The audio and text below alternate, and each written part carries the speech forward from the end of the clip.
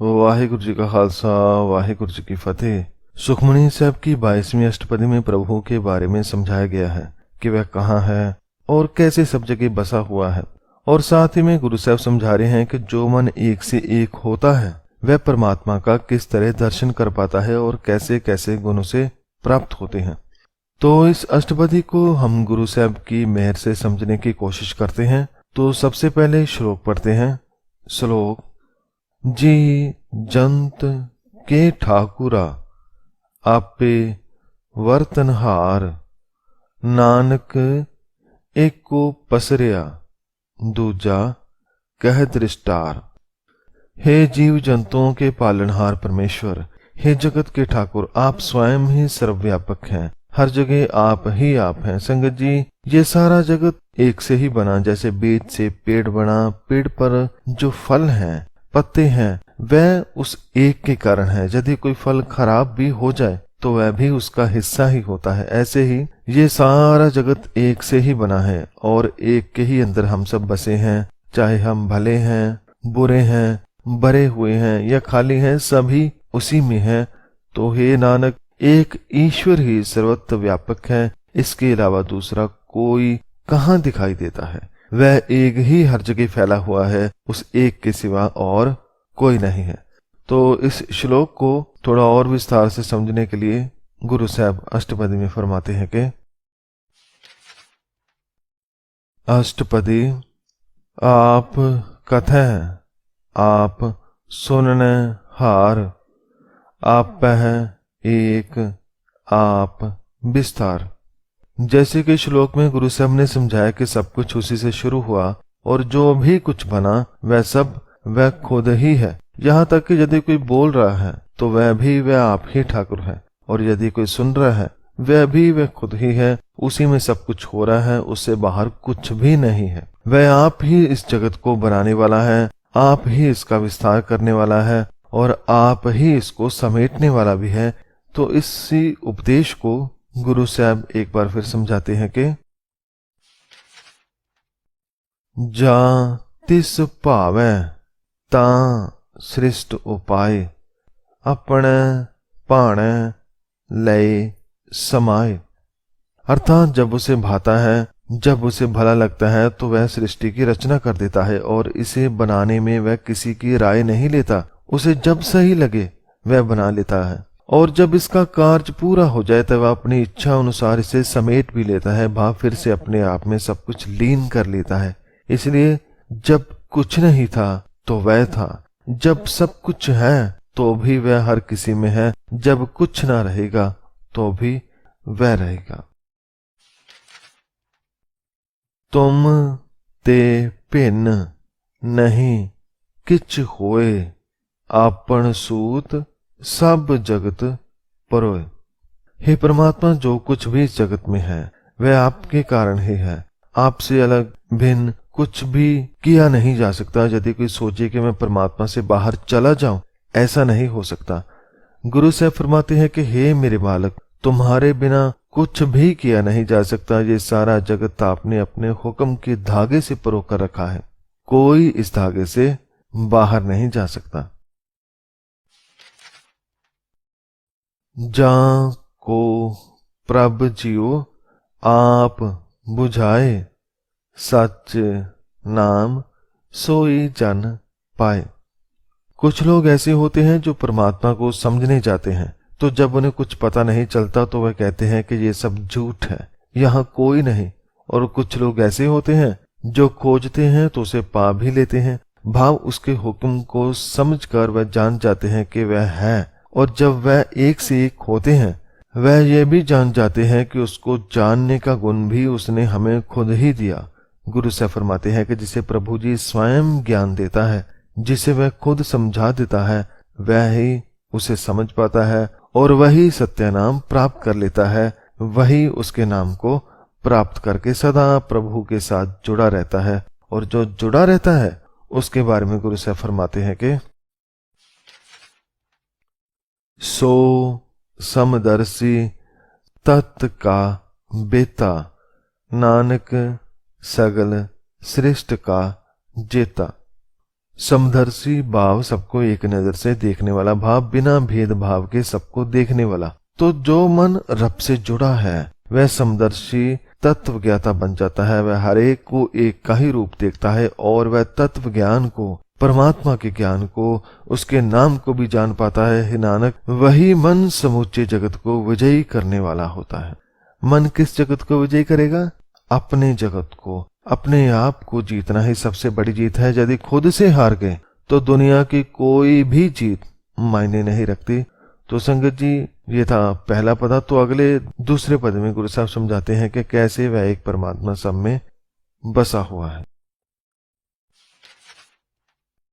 जी जंत्र सब ताक हाथ, दीन दयाल अनाथ को नाथ। समस्त जीव जंतु उस परमात्मा के वश में है।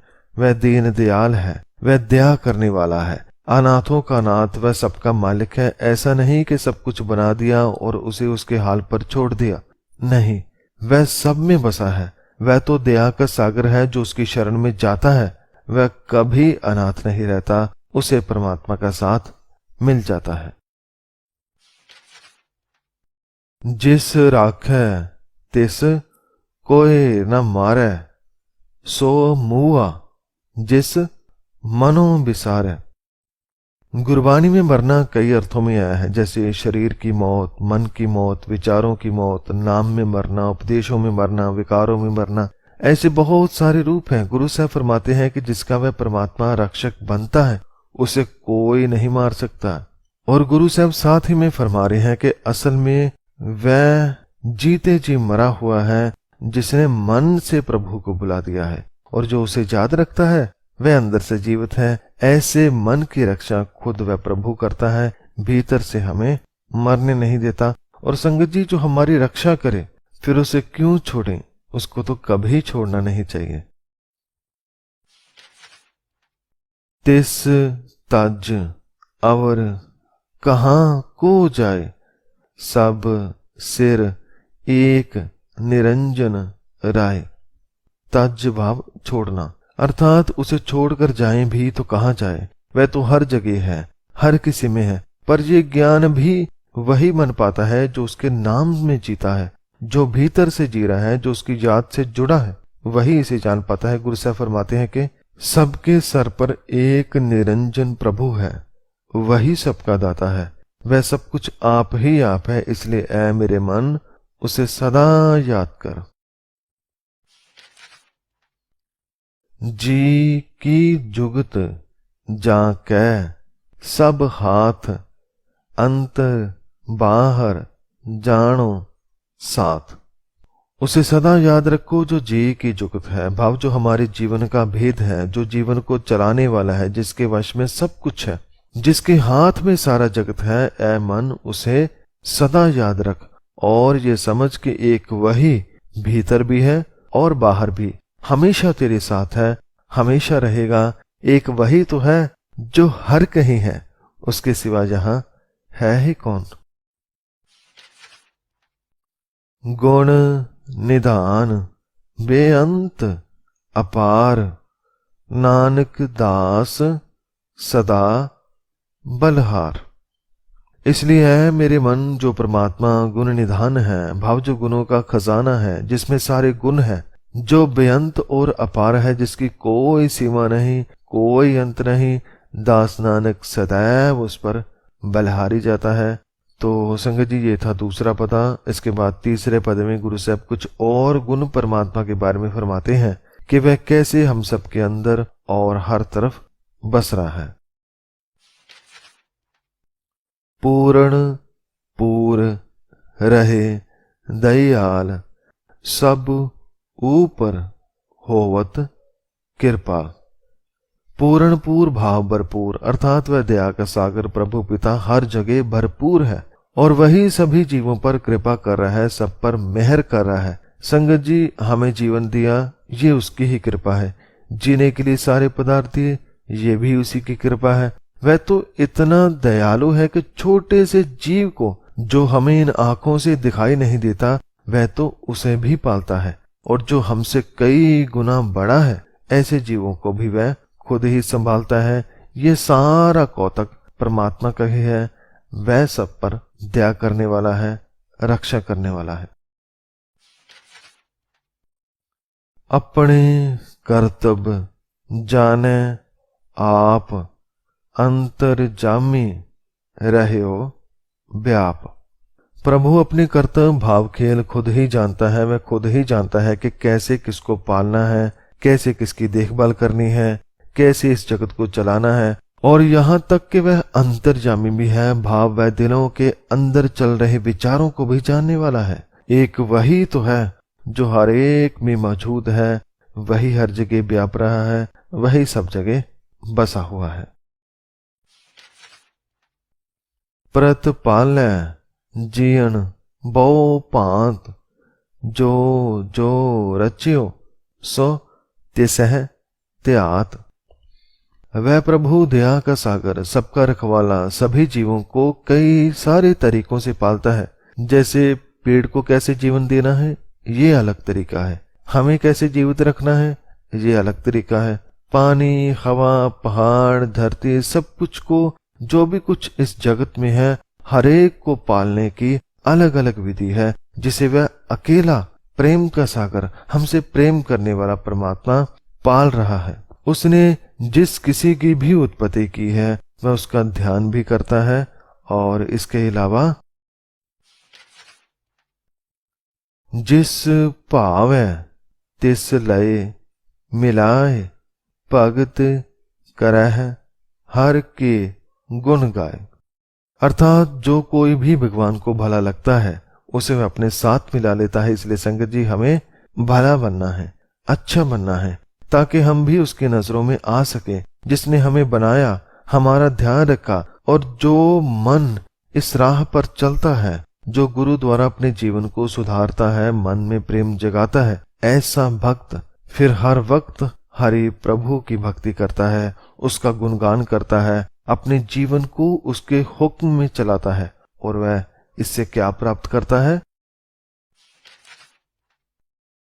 मन अंतर विश्वास कर मान्या, कर्णहार नानक एक जान्या।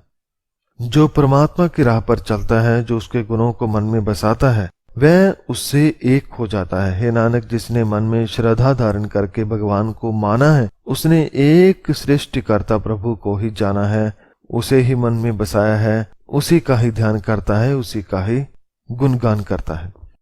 तो ये था तीसरा पदा। अगले पदे में गुरु साहब इस मन की अवस्था को, जिसने परमात्मा को जान लिया है, उसके बारे में फरमाते हैं कि वह मन कैसा बन जाता है, कैसे इसे फल प्राप्त होते हैं। जन लागा हर एक नाय, तिस की आस ना बिरथी जाए। जो जन हर कै नाय से, भाव नाम से लगा हुआ है, जुड़ा हुआ है, जो मन परमात्मा के हुक्म से, उसके गुणों में टिका हुआ है, उसकी आशा व्यर्थ नहीं जाती। संगत जी, परमात्मा से जुड़े मन की क्या आशा होगी? यही कि वह सदा नाम से जुड़ा रहे, सदा रब के साथ एक रहे, कभी विकारों में न गिरे। और ये आशा उसकी पूरी होती है। और क्या क्या प्राप्त होता है? सेवक को सेवा बन आई, हुक्म बूझ परम पद पाई। गुरु साहब फरमाते हैं कि जो सेवक होता है, वह सेवा करता ही शोभा देता है। सेवा है उसके हुक्म को समझकर जीना, प्रभु को मन में बसाकर जीना। यदि मन अपना जीवन वैसा बना ले जैसा वह खुद परमात्मा है, तो उसकी आत्मिक अवस्था बहुत ऊंची हो जाती है, जैसे परमात्मा ऊंचा है। गुरु से फरमाते हैं कि प्रभु के हुक्म का पालन करके, उसकी सेवा करके मन परम पद प्राप्त कर लेता है, सबसे ऊंची आत्मिक अवस्था हासिल कर लेता है, जिस अवस्था में कोई विकार नहीं, कोई भ्रम नहीं, कोई दीवार नहीं, केवल करतार है, उसका प्यार है। इस ते ऊपर नहीं विचार, जा कै मन बस्या निरंकार।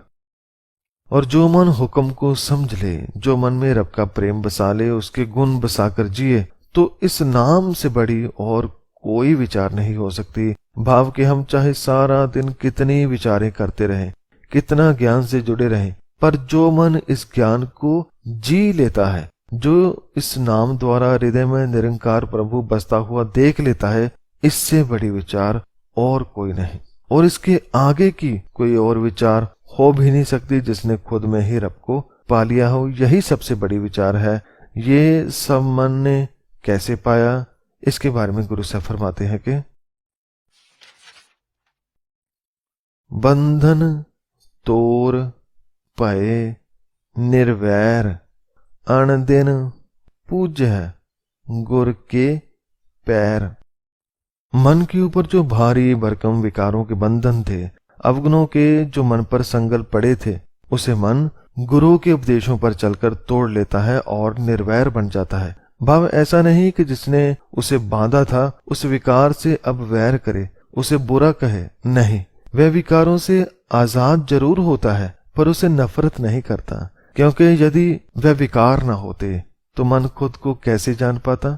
तो संगत जी, इस निर्वैर गुण के लिए, प्रभु के उपदेशों के लिए मन हर वक्त सतगुरु के चरणों को पूजता है। भाव सदा गुरु से जुड़ा रहता है। गुरु जो कहता है वैसा चलकर अपने आप में आप को पा लेता है। ऐसे मन गुणों को पाता है, परम पद पाता है, निरंकार को पाता है। और ऐसा करने से और क्या क्या होता है? एह लोक सुखिए परलोक सुहेले, नानक हर प्रभ आपह मेले।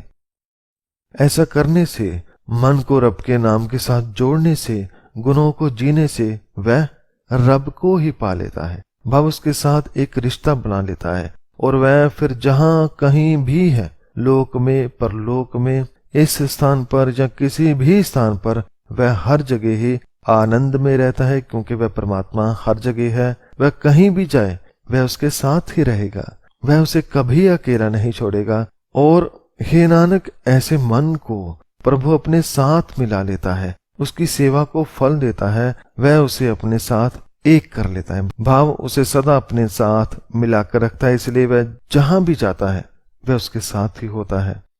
तो संगत जी, ये था चौथा पदा। अब अगले 5वें पद में गुरु साहब हम सबको यही उपदेश दे रहे हैं कि साध संग मिल करो आनंद, गुण गावो प्रभ परमानंद।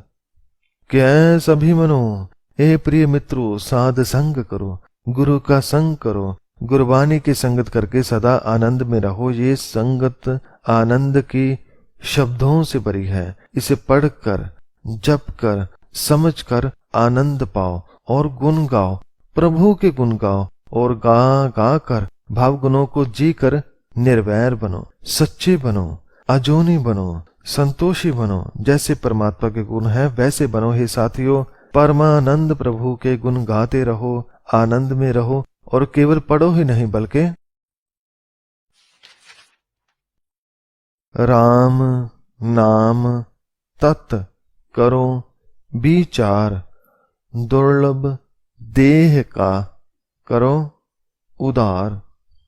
जो नाम पढ़ रहे हो, जो जप रहे हो, उस नाम की विचार भी करो, क्योंकि जैसे जैसे विचारते हैं वैसे वैसे मन सुधरता है। गुरु साहब फरमाते हैं कि राम नाम के तत्व की विचार करो, और इस तरह दुर्लभ मानव शरीर का कल्याण कर लो। संगत जी, विचार से मन बहुत कुछ सीखता है, और जैसे जैसे सीखता है मन निर्मल होता जाता है, वह गुणों से भरता जाता है, जिससे मन अपना सुधार तो करता ही है, पर उससे तन का सुधार भी होता है, अपने जगत का सुधार भी होता है। इसलिए ऐ मन, गुणों को गाओ, उसे विचारो। अमृत बचन हर के गुण गाओ, प्राण तरन का एह सुआओ। हर के गुण गाओ, ये गुण अमृत वचन है। ये ऐसे उपदेश हैं, ऐसे गुण हैं जिससे मन की मैल दूर होती है।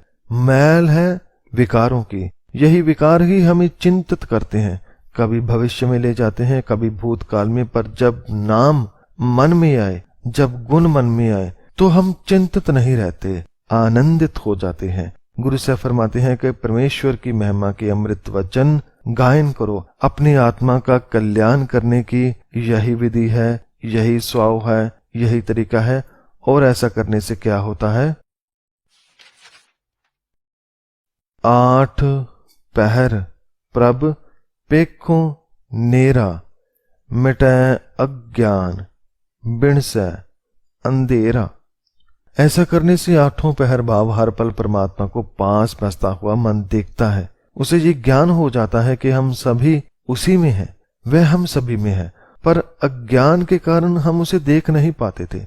पर जब गुरु के उपदेशों द्वारा मन की अज्ञानता मिटती है, जब मन पर जो माया का अंधेरा था, जब वह गुरु के उपदेशों से दूर होता है, तो फिर प्रकाश ही प्रकाश दिखाई देता है। फिर मन देख पाता है कि एक वही तो हर जगह है, वही हर तरफ था। मैं ही अंधेरे के कारण इसे देख नहीं पाया और कितने साल ऐसे ही अंधेरे में जीता रहा। और अब मन फिर से इस अंधकार में ना जाए, उसके लिए हमें संगत जी क्या करना है? सुन उपदेश हृदय बसावो, मन इच्छे नानक फल पावो। उसके लिए सदा सतगुरु के उपदेशों को सुनते रहो।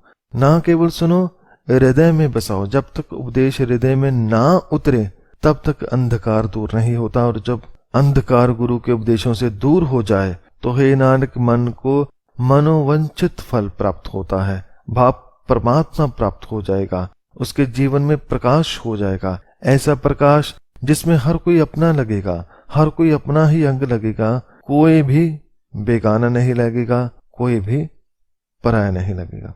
तो ये था 5वां पदा। अब अगले 6ठे पद में कुछ और उपदेश गुरु साहब हमें दे रहे हैं, उन्हें हमें मन में बसाना है।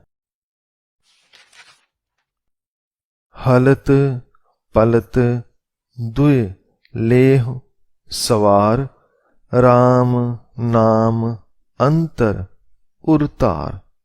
उरतार भाव हृदय में टिकाना। ऐ मन, हलत पलत को, लोक परलोक को, आज और कल को, दोनों को सुधार लो। कैसे सुधार लो? राम के नाम से। भाव परमात्मा के नाम को हृदय में धारण करें, उसे अपने अंदर बसाएं, उससे प्रेम करें।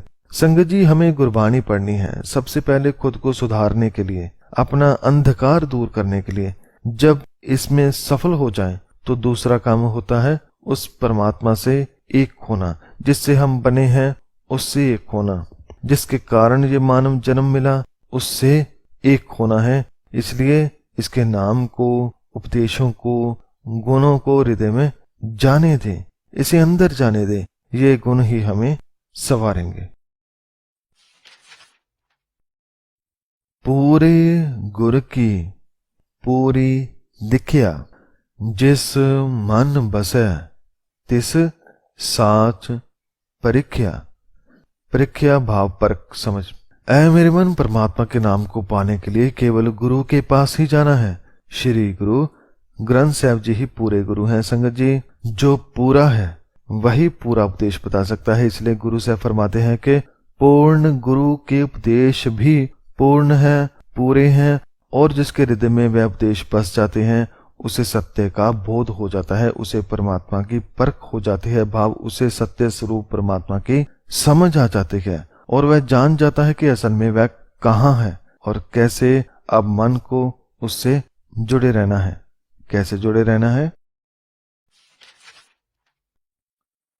मन तन नाम जपो, लिव लाए, दुख दर्द मन ते पाओ जाए।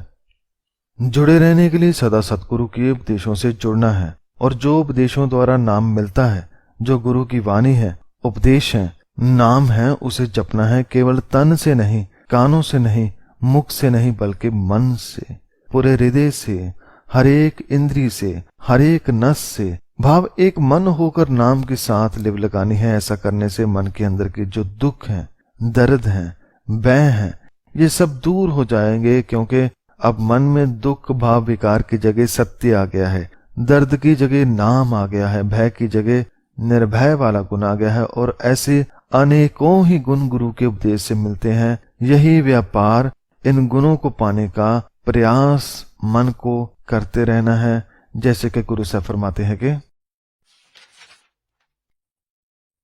सच व्यापार करो व्यापारी, दरगह निभह खेप तुम्हारी। खेप भाव सौदा, अर्थात हे व्यापारी तू सच्चा व्यापार कर। सच्चा व्यापार है सच्चे गुणों का सौदा इकट्ठा करना। यदि मन ऐसा व्यापार करेगा तो इस सौदे का, प्रभु गुणों का और इससे कमाए हुए कर्मों का फल ईश्वर के दरबार में सुरक्षित पहुंच जाएगा। भाव वहां जाकर इस सौदे का सही दाम मिलेगा, फल मिलेगा। संगत जी, जो लोग परमात्मा से जुड़े हैं उन्हें दुनिया वाले बहुत ताने भी देते हैं कि भाई तू किस दुनिया में है, यहाँ पैसा होना चाहिए, चालाकी इंसान में होनी चाहिए, झूठ बोलना आना चाहिए, नहीं तो आगे नहीं बढ़ पाएगा। आगे बढ़ने के लिए कुछ भी करना पड़े उसे करो, और हर आधुनिक चीज पास में होनी जरूरी है। पर सेवक कहेगा कि मेरा धन तो प्रभु धन ही है, मुझे तो वही कमाना है। और हाँ, उसका नाम आधुनिक है, एकदम ताजा है, नए से भी नया है, हर नई सुबह की तरह है, फूल पे पड़ी शबनम की तरह वह नाम है जो मेरे मन को तरोताजा कर देता है। जब मैं उसका नाम लेता हूँ तो अपने आप को नया ताजा महसूस करता हूँ। इसलिए मुझे तो उसके गुणों का ही व्यापार करना है, यही सौदा करना है। एक का टेक रखो मन माह, नानक बहुर ना आवे जाए। गुरु साहब फरमाते हैं कि ऐ मन सदा एक की टेक रखो, भाव एक ईश्वर का सहारा अपने हृदय में कायम करो। ऐसा करने से हे नानक तुम्हारा दोबारा आवागमन नहीं होगा। भाव रोज रोज का विकारों में मरना रुक जाएगा, रोज रोज का अवगुणों में फंसकर अंदर ही अंदर मरते रहना, ये सब दोबारा नहीं होगा। आवागमन रुक जाएगा, बार बार का जन्म मरण, रोज रोज का जन्म मरण रुक जाएगा जब मन एक ईश्वर का सहारा लेगा। तो संगत जी, इसके बाद 7वें पद में गुरु साहब रब के कुछ और गुणों के सौदे के बारे में हमें समझाते हैं जिन्हें हमें अपनाना है। तिस ते दूर कहां को जाए, उबरै राखणहार त्याय। अर्थात उस निरंकार से दूर होकर कोई मनुष्य कहाँ जा सकता है? कहीं भी नहीं जा सकता। हम चाहे लाख कहें कि मैं रब को नहीं मानता, पर कितना भी कहने पर या कितने भी दूर चले जाने पर हम उससे दूर नहीं जा सकते, क्योंकि ऐसी कोई जगह नहीं जहां वह नहीं है। इसलिए उससे दूर तो नहीं जाया जा सकता, लेकिन यदि दूर समझेंगे तो मन को दुखी जरूर करेंगे। और यदि इन दुखों से बचना है तो केवल सभी की रक्षा करने वाला परमात्मा का ही हमें चिंतन करना होगा। उसके चिंतन से ही मन बच पाता है। इसलिए उसे भुलाना मन का दुख है और उसे याद रखना ये मन का सुख है। निरपौ जपै सगल पौ मिटै, प्रभ कृपा ते प्राणी छुटै। परमात्मा का गुण है निर्भय। जो मन निर्भय अकाल पुरख को जपता है उसका सारा भय दूर हो जाता है। संगत जी, भय दूर होने से मन में आत्मविश्वास बहुत बढ़ जाता है और इंसान की बात में भी सत्य का वास हो जाता है, क्योंकि मन में अब किसी का भय नहीं, कोई झूठ नहीं, कोई चापलूसी नहीं। इसलिए गुरु साहब फरमाते हैं कि निर्भय प्रभु का जाप करने से सब भय दूर हो जाते हैं। प्रभु की कृपा से जीव को डरों से मुक्ति प्राप्त हो जाती है। और केवल डर नहीं बल्कि मन के दुख विकार भी दूर होते हैं। जैसे कि गुरु साहब फरमाते हैं कि जिस प्रभ राखै तिस नाहि दुख, नाम जपत मन होवत सुख। जो निर्भय हो गया, जो मन नाम से जुड़ गया, प्रभु गुणों से जुड़ गया, वह गुण ही उसकी रक्षा करते हैं। भाव मन को हमेशा सही रास्ता दिखाते हैं और इस तरह जिसकी ईश्वर रक्षा करता है, जिसकी रक्षा प्रभु के गुण करते हैं, उसे कोई दुख नहीं लगता। भाव विकार जो मन में दुख पैदा करते हैं वह मन को नहीं लगते और नाम की आराधना करने से मन को सुख प्राप्त हो जाता है। संगत जी, किसी बंधन से जब छूटते हैं तो कितना सुख मिलता है। जब किसी बीमारी से ठीक होते हैं तो हमें कितना सुख मिलता है, ऐसे ही सुख मन को तब मिलता है जब वह विकारों के दुखों से आजाद होता है। और क्या क्या दूर होता है? चिंता जाए मिटै अहंकार, तिस जन को कोई न पहुंचन हार।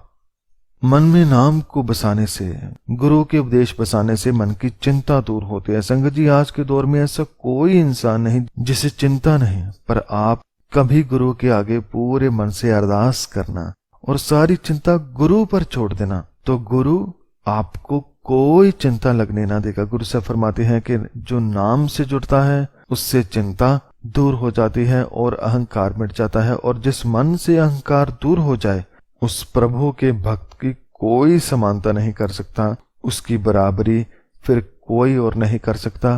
क्यों बराबरी नहीं कर सकता? क्योंकि सिर ऊपर ठंडा गुर सूरा, नानक ताके कार्ज पूरा। क्योंकि उसके सिर पर गुरु का हाथ है। जिसके सिर में गुरु के उपदेश बसे हैं वह कैसे चिंतित हो सकता है? वह तो सारी चिंताओं से मुक्त है। वह उपदेश ही, गुरु के उपदेश ही उसे अहंकार से दूर रखते हैं, चिंता से दूर रखते हैं। और जिसके सर पर शूरवीर गुरु खड़ा हो, हे नानक, उसके तमाम कार्य संपूर्ण हो जाते हैं, पूरे हो जाते हैं। तो ये था 7वां पद। इसके बाद आखिरी 8वें पद में गुरु साहब परमात्मा की बात करते हैं कि वह कैसी कैसी खूबियों से भरा है और जो मन उससे जुड़ गया वह कैसी खूबी अपने रब में देखता है। मत पूरी अमृत जा की दृष्ट, दर्शन पेखत उधरत श्रेष्ठ। जो मन रब से एक है उस मन की अवस्था बहुत ऊंची होती है। वह हर जगह एक का दर्शन करता है, उसके हृदय में सबके लिए प्रेम होता है और वह यही उपदेश सभी को देता है कि जो सबसे महान है वह परमात्मा, वह ईश्वर जिसकी बुद्धि पूर्ण है, जिसकी दृष्टि से अमृत बरसता रहता है, उनके दर्शन करके जगत का भाव मन अंतर का कल्याण हो जाता है। इसलिए उस एक से जुड़े रहो। संगत जी, उसका दर्शन कैसे करना है? जब मन एक से एक होता है तो उसे ये समझ आती है कि एक वही हर जगह है।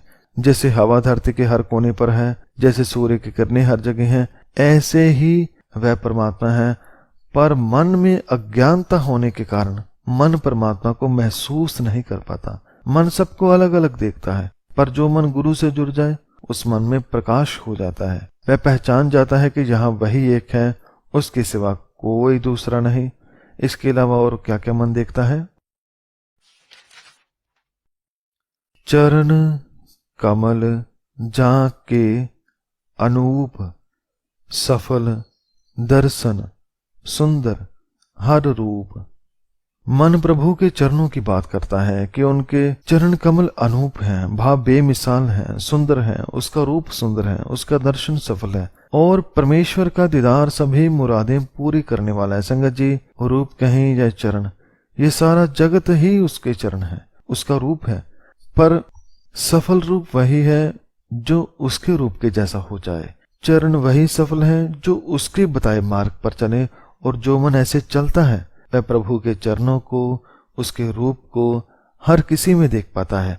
जो ऐसे दीदार करता है उसे किसी मुराद को पूरा नहीं करवाना पड़ता, बल्कि उसकी हर मुराद अपने आप ही पूरी हो जाती है। और सच में ऐसा सेवक जो इस तरह से दर्शन करता है वह धन्य है। तन सेवा सेवक परवान, अंतर जामे पुरख प्रदान। धन्य है वह सेवक और धन्य है उसकी सेवा जो प्रभु के नाम को केवल जपता ही नहीं बल्कि मानता भी है, उसकी विचार करता है, उसे जीता भी है और उसकी ये सेवा सफल है, परवान है। और उस सेवक को अपनी सेवा परवान करवाने के लिए कहीं जाना नहीं पड़ता, क्योंकि भगवान अंतर्जामी है। वह हर एक के मन को जानता है, वही सबसे महान है, बड़ा है। वह मन के अंदर के ख्यालों को जानता है, इसलिए जो भीतर से सच्चा है वह समझो परवान है। जिस मन बसै सो होत निहाल, तां कै निकट ना आवत काल। जिसके मन में ऐसा प्रभु बस जाता है, जो अंतर्जामी है, जो महान है, वह मन फिर फूल की तरह खिल उठता है, वह निहाल हो जाता है और उसके निकट कभी काल नहीं आता। भाव उसे मौत का भय नहीं सताता, वह निर्भय बन जाता है, परमात्मा का सेवक बन जाता है। और ऐसे मन के लिए गुरु साहब इस अष्टपदी के अंत में उपदेश करते हैं कि अमर पए अमरा पद पाया, साध संग नानक हर त्याया। वह मन जिसे काल भी कुछ नहीं कहता, वह अमर गिना जाता है क्योंकि उसने अमरा पद पा लिया है। भाव उस मन ने विकारों से मुक्ति पा ली है। कोई दोष, कोई विकार, कोई अवगुण के चक्कर में अब मन नहीं फंसता। और हे नानक, जिन्होंने साध संग भाव गुरु की संगत में भगवान का ध्यान किया है, वह इस परम पद को हासिल कर लेते हैं।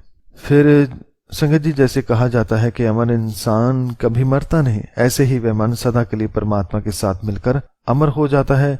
जैसे परमात्मा का नाम हर युग में लिया जाता है, ऐसे ही सेवक भी जिंदा रहता है हमेशा के लिए। तो संगत जी, ये थी 22वीं अष्टपदी, जिसमें गुरु साहब ने परमात्मा के बारे में समझाया कि वह कैसा है और वह कहाँ बस रहा है, और साथ ही में समझाया कि जो मन रब से जुड़ता है वह उसे कैसे देखता है और क्या क्या गुण वह एकत्रित करता है। इस बहुत ही प्यारी और ज्ञान भरपूर अष्टपदी के बाद अगली अष्टपदी के विचार हम सब मिलकर गुरु साहब की कृपा से अगले विचार को समझने का प्रयास हम आने वाली वीडियो में करेंगे। अंत में श्री गुरु ग्रंथ साहब जी का धन्यवाद, जो उन्होंने हमें इतने प्यारे उपदेश दिए। हुई सभी गलतियों की मैं क्षमा चाहता हूँ और आप सब संगत का भी धन्यवाद करता हूँ इस विचार को सुनने के लिए। वाहिगुरु जी का खालसा, वाहिगुरु जी की फतेह।